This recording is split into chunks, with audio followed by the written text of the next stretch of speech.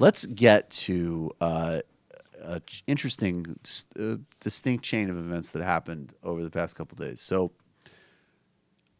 we know that Trump is, even by his standards, losing what little he had, and in terms of stability, from a mental stability angle. And he has really been amping up. It's almost like, on one hand, as disastrous and as horrific as this 100 days have been, there is some institutions working. The courts are saying, no, you can't have a Muslim ban. No, you can't take money away to punish people for not having sanctuary cities, right? And as this guy's despot plans and fantasies get subverted, and he's just becoming George W. Bush II, except even more stupid, which, by the way, this is why we should not have been whitewashing George Bush when he was out painting and being like, I don't really like the racism. Like, okay, that's an incredibly low bar. His presidency was absolutely horrific and has done everlasting damage to this country in domestic and foreign policy.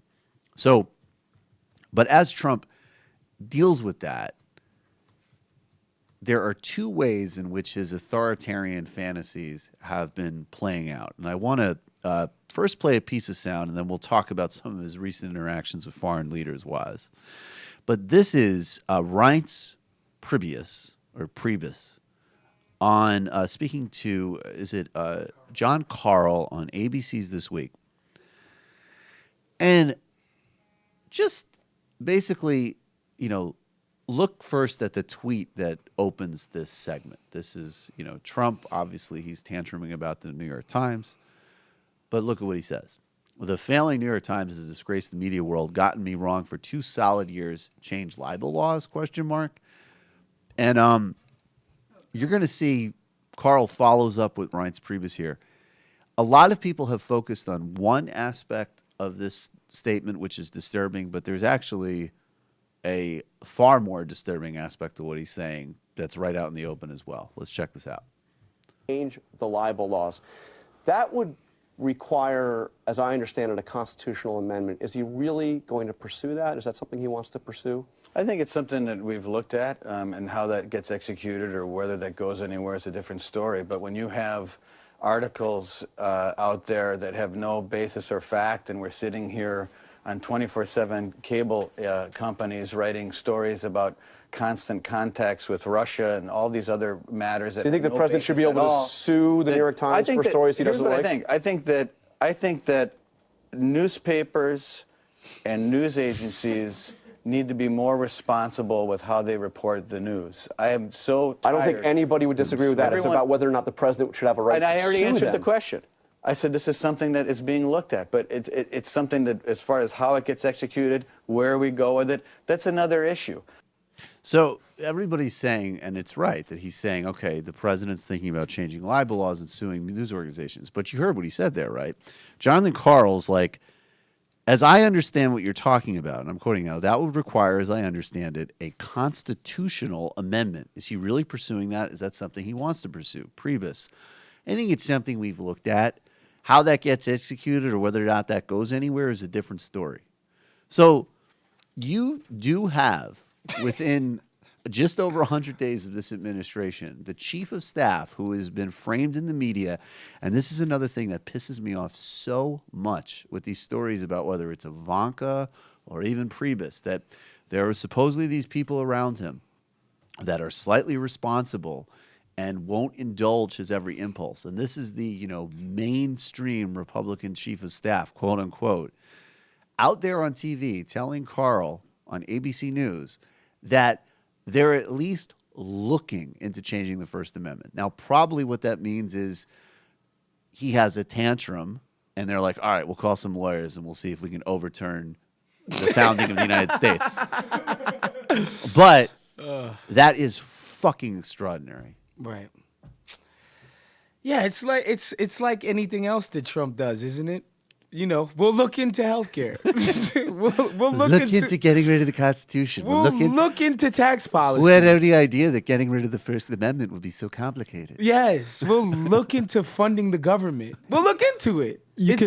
You can tell how genuine right-wing concerns about freedom of speech are when they spend all their time on Berkeley, some college kids at Berkeley, and not this actually like we're gonna take a constitutional like hacksaw to the First Amendment. Again, constitutional conservatives, they voted for this, so you know They're fundamentalists. But isn't that amazing, though, that just even the way this has been mostly reported, and Josh Marshall actually pointed this out, like, this has been primarily reported, and it's disturbing enough that, like, the president's sitting around all day thinking about how to sue the New York Times. But the actual answer is we're playing with the concept of amending the First Amendment. right.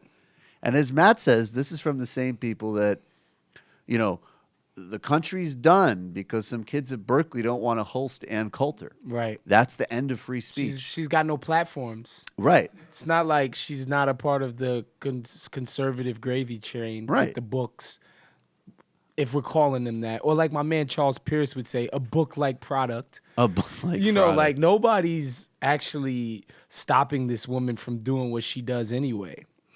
But, you know, it's like, again, it's like everything else. They asked him on the campaign trail, they were like, wait, so you wouldn't take nuclear weapons off the table? And he's like, nothing's off the table. It's just, that's how he actually answers all of these questions. That's true, but this is a guy who was framed in the media as one of the responsible ones, one of the Reince babysitters. Priebus. Yes, Oh, this is one of the babysitters. And of course, He's from an his empty suit. Obviously, and from his own job security perspective, what he's doing is saying something that will satisfy one audience. And that audience is the president, who's watching all of this stuff constantly.